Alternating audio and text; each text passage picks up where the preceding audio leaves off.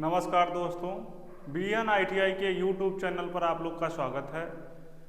Electrician second year की classes चल रही हैं। उसमें मैंने कल आप लोग को 3 फेज इंडक्शन मोटर के बारे में, सिंगल फेज इंडक्शन मोटर के बारे में पढ़ा दिया है।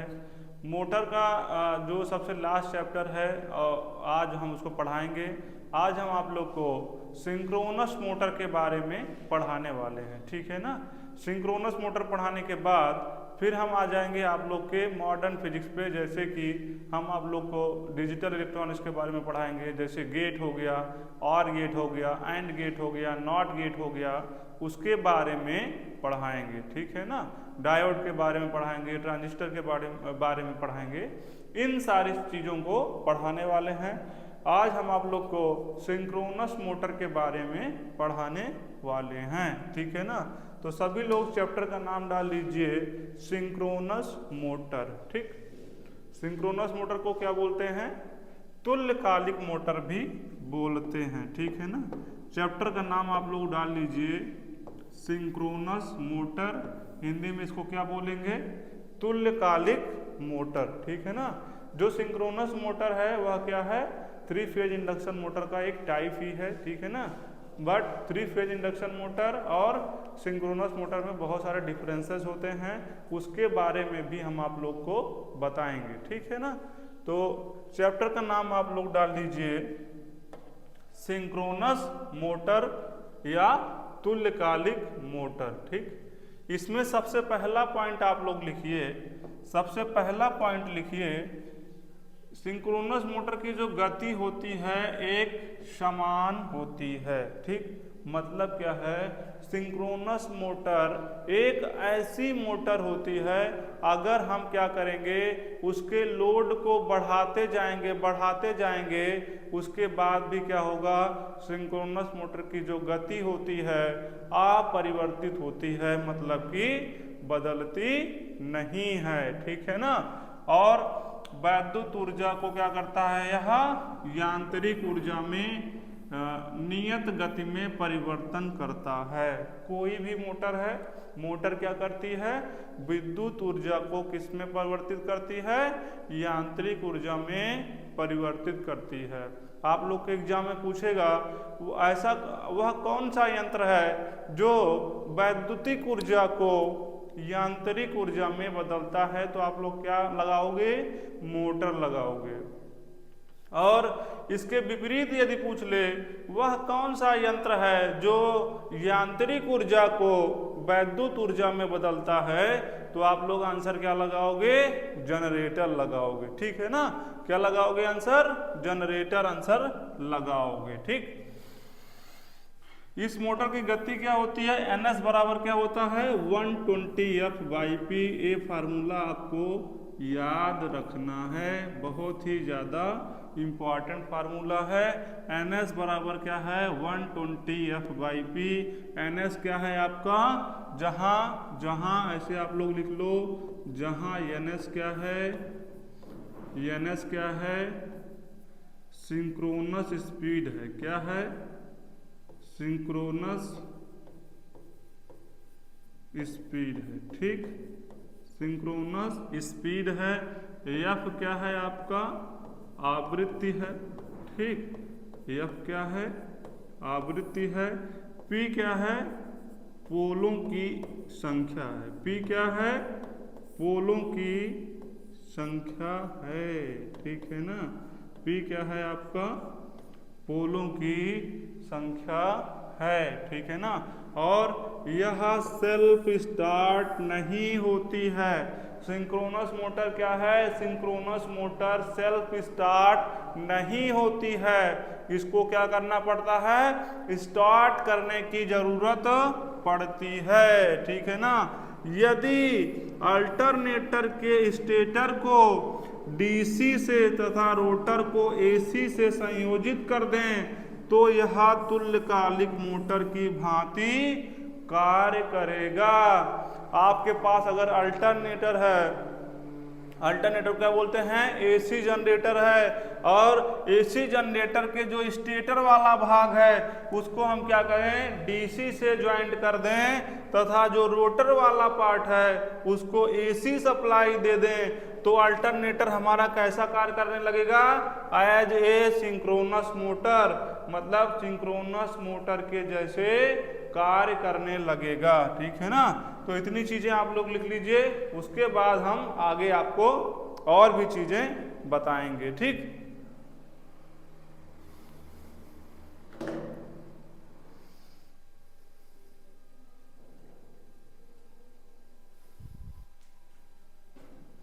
सबसे पहले चैप्टर का नाम डाल लो सिंक्रोनस मोटर, तुल्यकालिक मोटर। उसके बाद जितना पॉइंट मैंने आप लोग को समझाया इसको लिख लीजिए।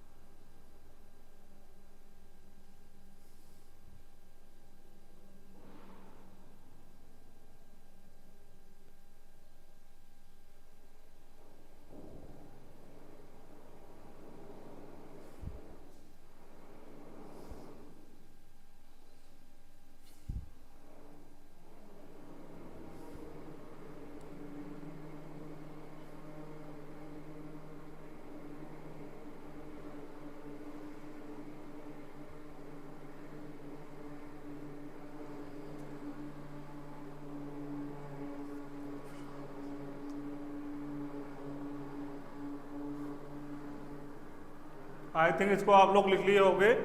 आगे और आगे बताते हैं और भी चीजों को। देखो यही चीज ने बताया ना कि लोड परिवर्तन होने पर सिंक्रोनस मोटर की जो गति होती है परिवर्तित नहीं होती है, अर्थात एक समान होती है। ठीक है ना। जब हम क्या करेंगे, मोटर पे लोड को बढ़ाएंगे तो सिंक्रोनस मोटर की जो गति होता है उस पर कोई भी प्रभाव नहीं पड़ता है। ठीक है ना। मोटर की गति पे क्या है, कोई प्रभाव नहीं पड़ता है, मोटर की गति आप परिवर्तित रहती है। ठीक है ना। और अल्टरनेटर तथा सिंक्रोनस मोटर की संरचना क्या होती है, एक समान होती है। इसे डबल एक्साइटेड मोटर भी कहते हैं। ये रहा इसका फिगर। ठीक है ना। फिगर को आप लोग क्या करिए, बना लीजिए। देखो यहाँ से हमने क्या दिया है, 3 फेज सप्लाई दे रखी है, और ये सब क्या है, पोल है। ये अंदर वाला पार्ट क्या है, रोटर है। बाहर वाला पार्ट क्या है, स्टेटर है। ठीक है ना। यहाँ से हम डीसी सप्लाई ले रहे हैं, और ये क्या है, आपकी 3 फेज वाइंडिंग है। ठीक है ना। ये फिगर आप लोग बना लीजिए, फिगर बना लीजिए लोग आप लोग।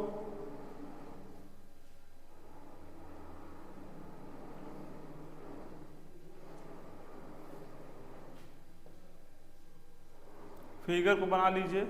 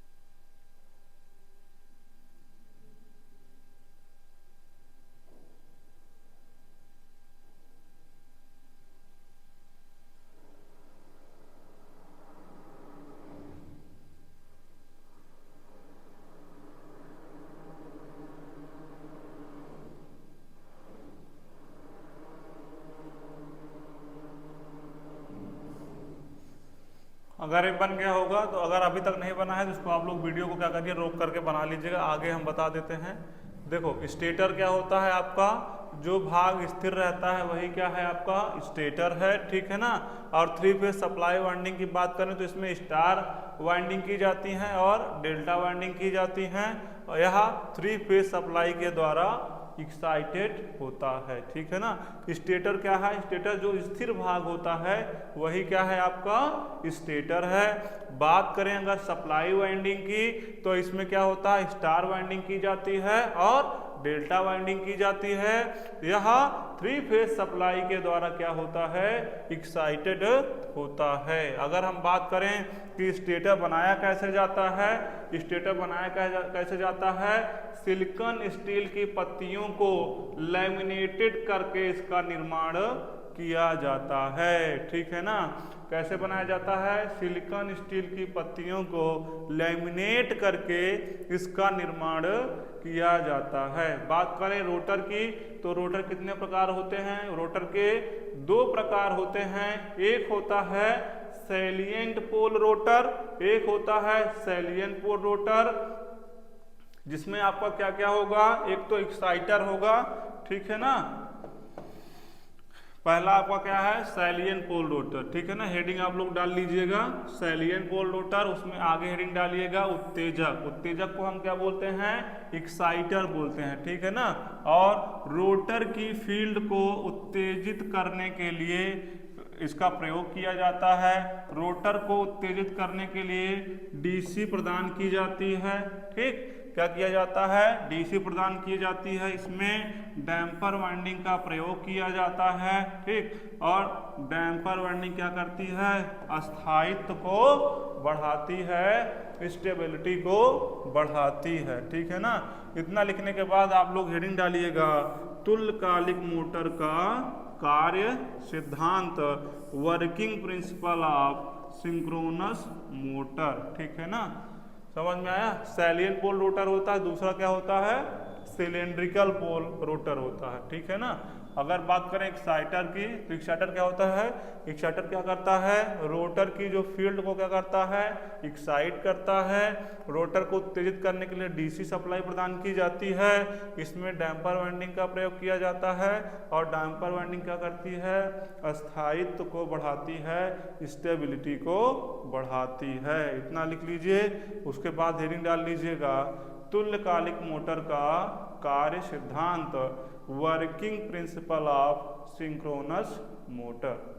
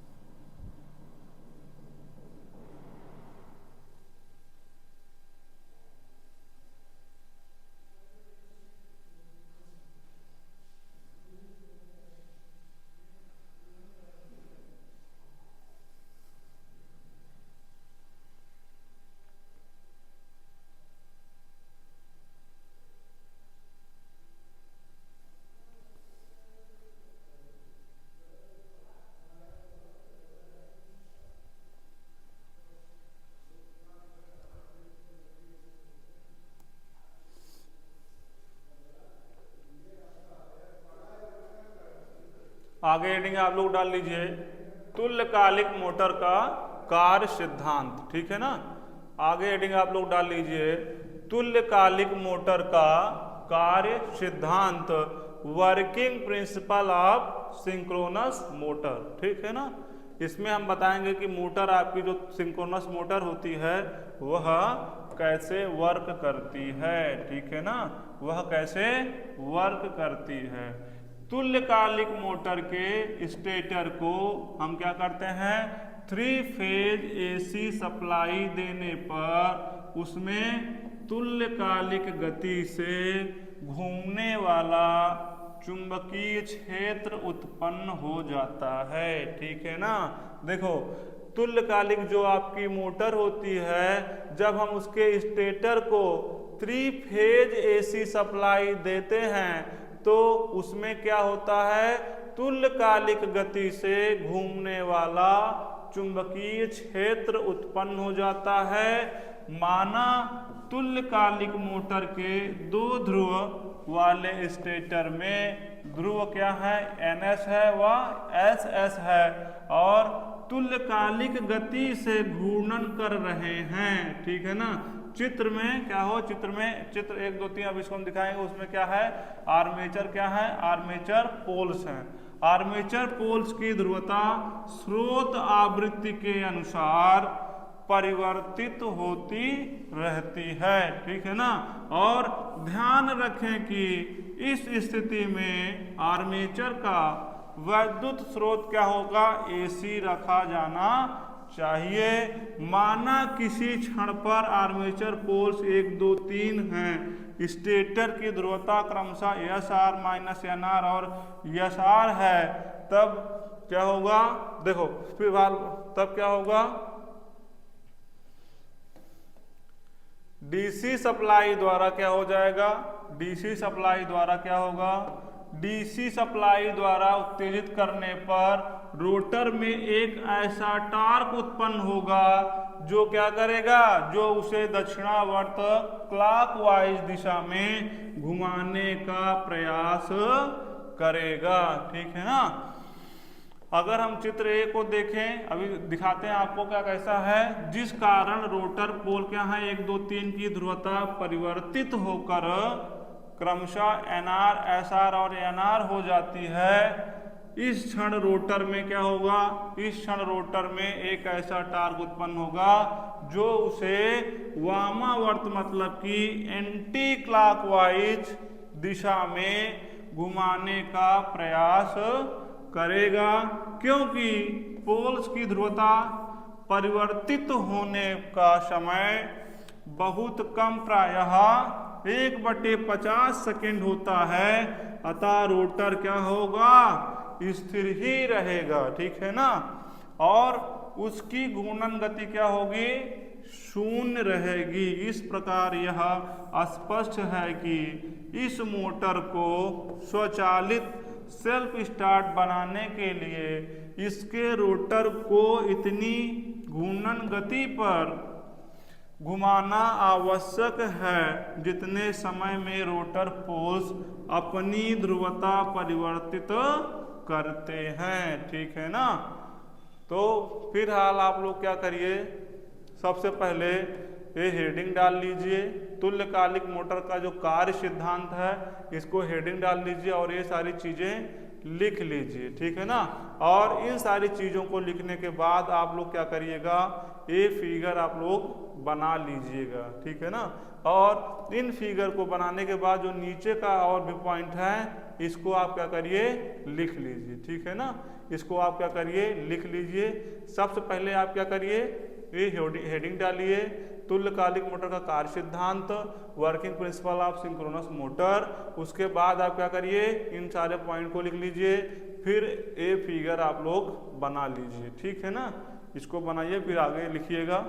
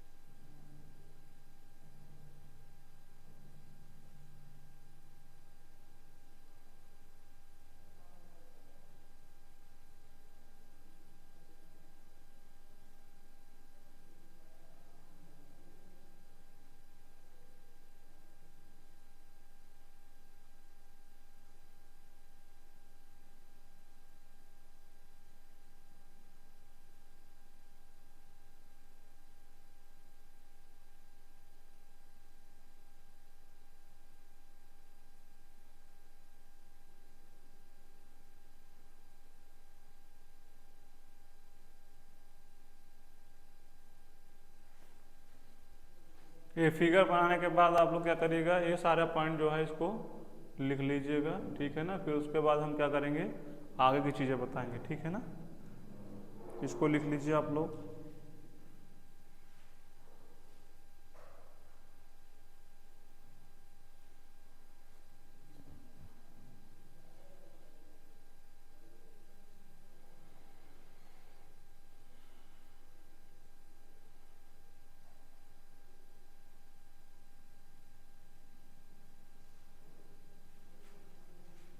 इसको आप लोग वीडियो रोक करके लिख लीजिएगा, आगे और भी चीज़ें हैं हम बताते हैं। देखो अगर हम बात करें घूर्णन गति की, देखो इसको समझा देते हैं। घूर्णन तुल्यकालिक घूर्णन गति क्या होती है, अभी बताया था, NS बराबर 120F/p होता है, ठीक है। जहाँ N क्या है, घूर्णन गति है RPM में, और F क्या है, AC स्रोत की फ्रिक्वेंसी है हर्ट्ज में, ठीक है ना। और P क्या है, रोटर पोलों की संख्या। यदि हम क्या करें, यदि रोटर पोल की संख्या 4 ले लें तथा स्रोत की फ्रिक्वेंसी 50 हर्ट्ज ले लें, तो क्या होगा, गति क्या होगी, मान रख दिया मैंने NS बराबर क्या, 120F/p, ठीक है ना। NS बराबर 120F/p, ठीक है ना। यहाँ क्या रहेगा, 120 रहेगा। तो इसको अगर हम काटेंगे 4 तिहाई 12, ठीक है, 3 हो जाएगा हमारा क्या, 1500 RPM। इतना अगर न समझ में आएगा तो यहाँ लिख देते हैं 50 × 120/4, ठीक। तो 4 तिहाई क्या हो जाएगा, 12 30, तो 50 × 30, 50 × 30 करेंगे कितना आ जाएगा, 1500 RPM आपका क्या हो जाएगा आंसर, मतलब 1500 RPM क्या है आपका स्पीड है, ठीक है ना। इसको लिख लीजिए आप लोग, इसको लिख लीजिए।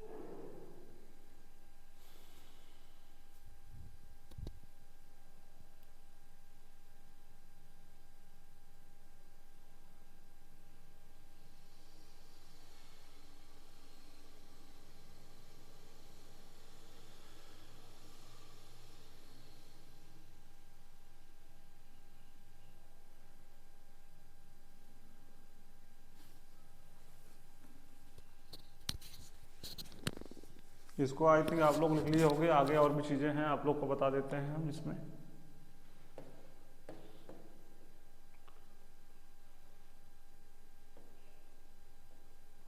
आप लोग एक टेबल बना लीजिए, जैसे टेबल बनी हुई है, ठीक है ना, सेम टू सेम ऐसा टेबल बना लीजिए। देखो, सिंक्रोनस मोटर तथा इंडक्शन मोटर में के बीच में क्या अंतर होता है उसके बारे में हम बताने वाले हैं, ठीक है ना। तो हेडिंग आप लोग डाल लीजिए, हेडिंग आप लोग डाल लीजिए, सिंक्रोनस मोटर तथा इंडक्शन मोटर में अंतर, ठीक है ना। सिंक्रोनस मोटर तथा इंडक्शन मोटर में अंतर। और एक साइड आप लोग लिख लीजिए, एक साइड आप लोग लिख लीजिए सिंक्रोनस मोटर और दूसरे साइड आप लोग लिख लीजिए इंडक्शन मोटर, ठीक। देखो, जो आपका सिंक्रोनस मोटर होता है इसमें घूर्णन गति क्या होती है, स्थिर रहती है, ठीक है ना।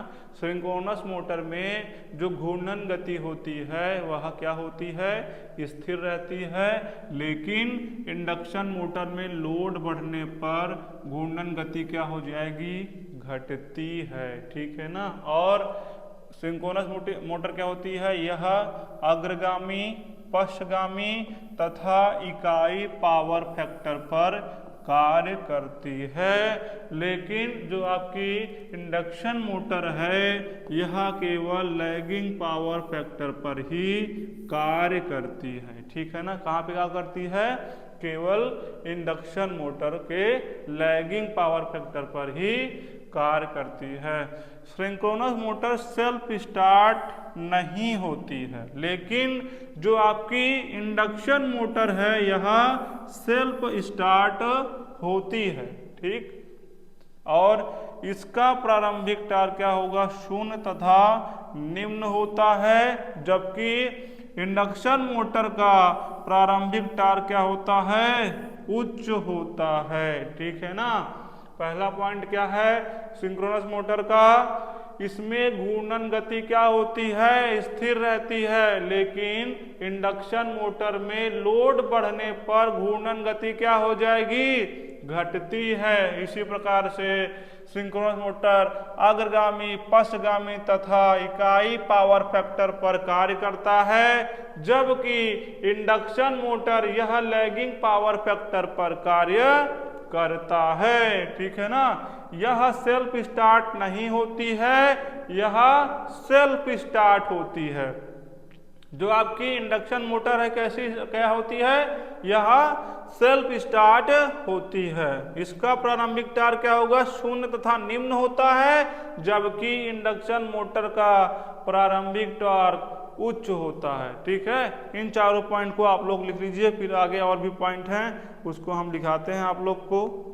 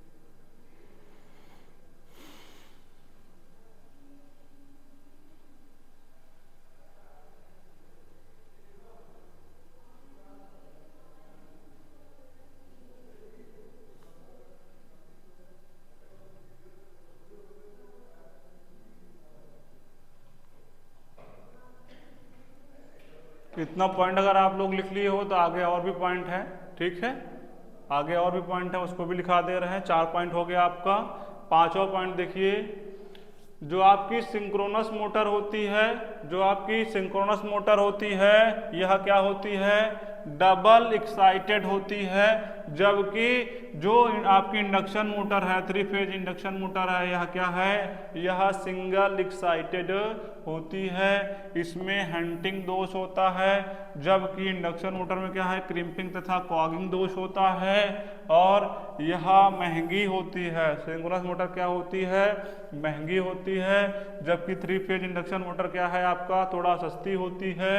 इसका उपयोग पावर फैक्टर को सुधारने के लिए किया जाता है, जबकि इसका उपयोग यांत्रिक ऊर्जा प्राप्त करने के लिए किया जाता है। ठीक है ना, इन चारों पॉइंट को लिख लीजिए आप लोग, इन चारों पॉइंट को लिख लीजिए।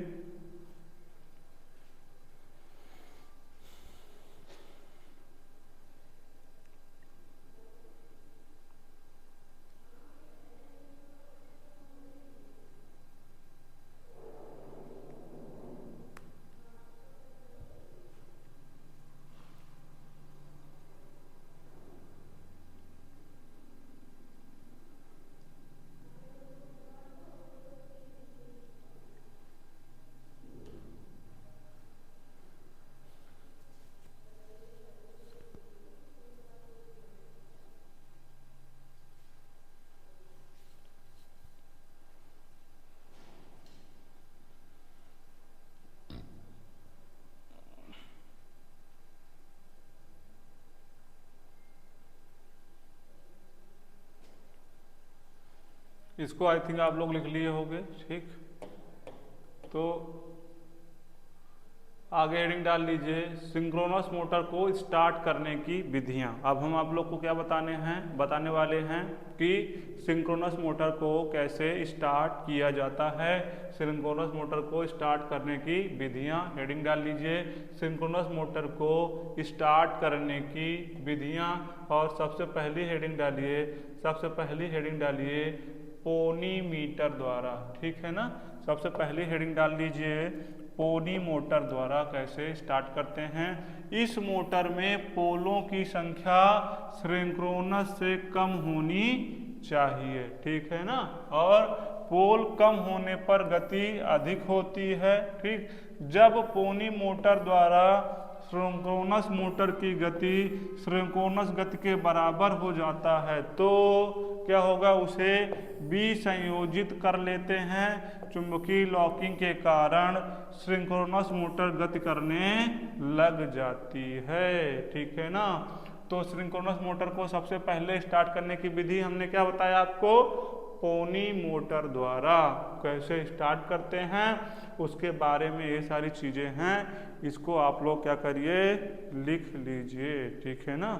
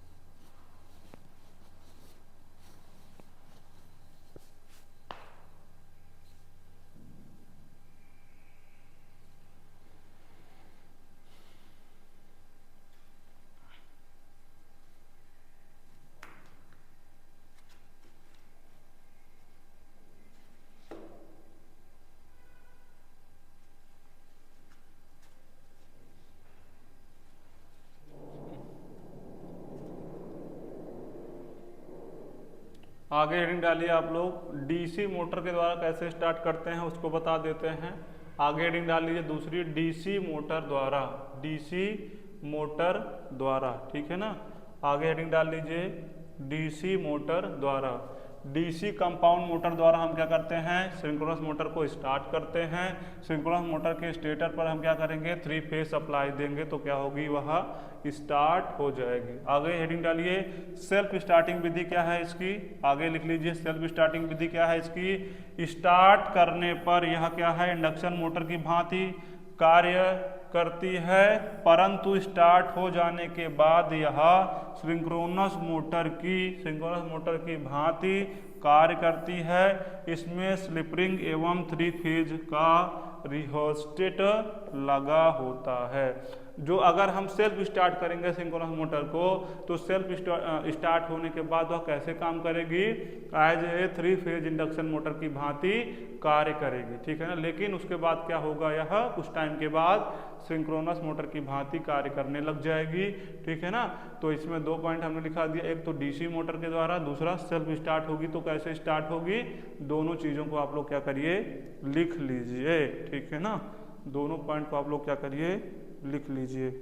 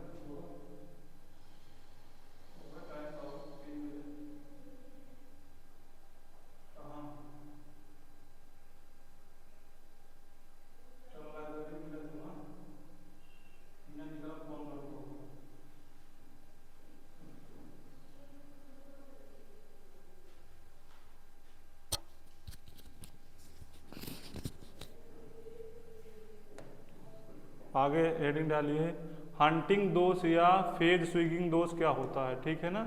हंटिंग दोष या फेज स्विंगिंग दोष क्या होता है, इसके बारे में हम बता दे रहे हैं आप लोग को। हंटिंग दोष या फेज स्विंगिंग हंटिंग दोष या फेज स्विंगिंग क्या होता है, इसको हेडिंग डाल लीजिए।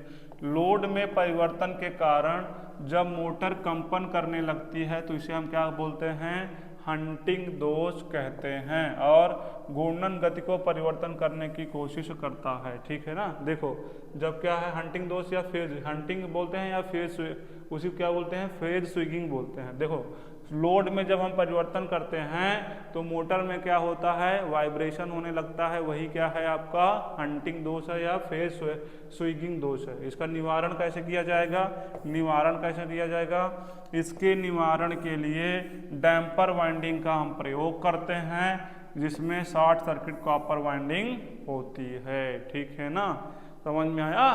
तो ये रहा आपका सिंक्रोनस मोटर। ठीक है, मोटर के जितने भी प्रकार थे, मोटर से रिलेटेड जितने भी चैप्टर थे, मैंने आप लोग को पढ़ा दिया। ठीक है ना, कल से हम आप लोग को क्या पढ़ाएंगे, कल से हम आप लोग को गेट वगैरह के बारे में पढ़ाएंगे।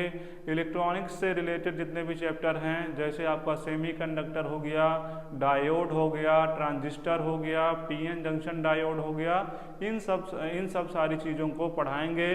ठीक है ना, और गेट हो गया, एंड गेट हो गया, नॉट गेट हो गया, इन सारी चीज़ों को पढ़ाएंगे। आप लोग का 2-3 चैप्टर और रह गया है, इसके बाद आप लोग का क्या है, सिलेबस कंप्लीट हो जाएगा। ठीक है, और जल्द ही हम आप लोग का क्या करने वाले हैं, प्रैक्टिकल भी कराने वाले हैं। पंखे से संबंधित जितने भी आप लोग के सिलेबस में प्रैक्टिकल हैं, उसको यहाँ कॉलेज में कराया जाएगा। उसके लिए एक्सपर्ट बुलाया जा रहा है, वो आपको क्या करेगा, प्रैक्टिकल कराएगा। शायद 23 या 24 तारीख की डेट है। जब भी डेट रहेगी आपको कॉल करके या ग्रुप में मैसेज के द्वारा जानकारी दे दी जाएगी। उस डेट पर आप लोग आइएगा, आप लोग को वाइंडिंग वगैरह के बारे में जानकारी दी जाएगी, आपसे प्रैक्टिकल भी कराया जाएगा। ठीक है ना, तो जितने भी चैप्टर हम आप लोग को पढ़ा रहे हैं, आप लोग क्या करिए, इसको एक नोट्स में लिखते जाइए। बार बार हम आप लोग को बोल रहे हैं कि इसको लिखते जाइए, नहीं तो अगर सेकेंड ईयर में आपकी बैक आती है या आप फेल होते हो तो आप प्लेसमेंट से वंचित रह जाओगे। आप कहीं फॉर्म वगैरह भी, किसी सरकारी नौकरी के लिए फॉर्म वगैरह भी नहीं भर पाओगे। अगर बैक लग गया या आप फेल हो गए तो आपका जो सर्टिफिकेट मार्कशीट है वह क्या हो जाएगा, 1 साल लेट हो जाएगा। तो बार बार इसीलिए हम आप लोग को बोल रहे हैं कि आप लोग क्या करिए, पढ़िए। 2-3 महीने का समय है, लगातार पढ़ते रहिए। नहीं पढ़ेंगे तो आपके लिए ही समस्या होने वाली है। ठीक है ना, हम तो क्या करेंगे, जितने भी इम्पॉर्टेंट चीज़ें हैं उसको हम क्या कर रहे हैं, एक वीडियो के माध्यम से एक चैप्टर ख़त्म कर दे रहे हैं। अगर इतना भी आप नहीं पढ़ पा रहे हो तब मान के चलिएगा फिर आपके पढ़ाई का कोई मतलब नहीं है। ठीक है ना, तो ये रहा सिंक्रोनस मोटर, इसको आप लोग पढ़िएगा, लिखिएगा। ठीक है, थैंक यू।